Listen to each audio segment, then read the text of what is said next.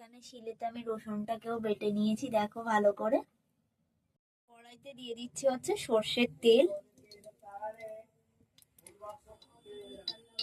এবার তেলের মধ্যে আমি আলুগুলোকে ছেড়ে দিচ্ছি। এবার চলো আমরা আলুটাকে লাল লাল করে ভেজে নেব। দেখো এখানে কিন্তু আমি আলুটাকে ভেজে নিয়েছি গোল্ডেন ব্রাউন করে। এবার এটাকে আমি একটা থালায় তুলে রাখবো। এখানে আমি আলুটা একটা থালায় তুলে নিয়েছি, দেখতেই পাচ্ছ, দেখো গরম একটা ধোঁয়াও উঠছে। ওই আলু ভাজার তেলটাতেই আমি এই কাটা পেঁয়াজটা দিয়ে দেবো। এখানে আমি দুখানা পেঁয়াজ ইউজ করেছি মাঝারি সাইজে। এটাকেও আমরা ভালো করে ভেজে নেবো পেঁয়াজটাকে। তোমরা চাইলে আলুর সাথেই পেঁয়াজটাকে ভাজতে পারো, যেহেতু এটাকে আমি মাংসের মতো করছি। এবার পেঁয়াজটা ভাজা হয়ে গেছে, এবার আমরা রসুন বাটাটাকে দিয়ে দেব। এবার এটাকেও আমরা ভালো করে ভেজে নিচ্ছি। এবার এখানে দিয়ে দিচ্ছে হচ্ছে সামান্য পরিমাণে জল।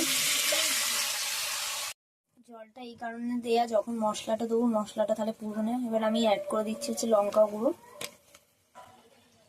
এবার দিয়ে দিচ্ছি হচ্ছে ধনে গুঁড়ো। এবার আমি দিয়ে দিচ্ছি হচ্ছে এখানে নুন স্বাদ অনুযায়ী। এটাকে ভালো করে মিশিয়ে নেব। এবার দিয়ে দিচ্ছি হচ্ছে টমেটো বাটা।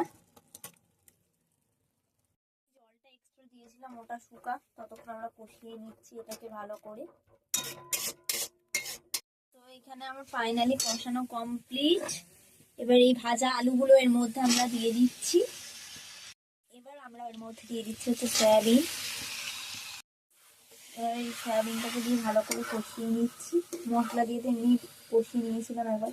এবার আলু সয়াবিন দিয়ে ভালো করে কষিয়ে নিচ্ছি। সয়াবিনে যে আমি জল ঢেলেছি ওটা তোমাদের দেখাতে ভুলে গেছি, দেখো পুরো চিকেনের মতো কালারটা এসছে না। ফাইনালি আমাদের সয়াবিনের তরকারি রেডি হয়ে গেছে। এটা আমি টেস্ট করেও দেখেছি, এটা টেস্ট অসাধারণ হয়েছে। তো তোমাদের ভিডিওটা কেমন লাগলো অবশ্যই কমেন্টে জানাবে, আমার চ্যানেলটাকে সাবস্ক্রাইব করে দেবে। দেখা হবে নেক্সট ভিডিওতে। টাটা।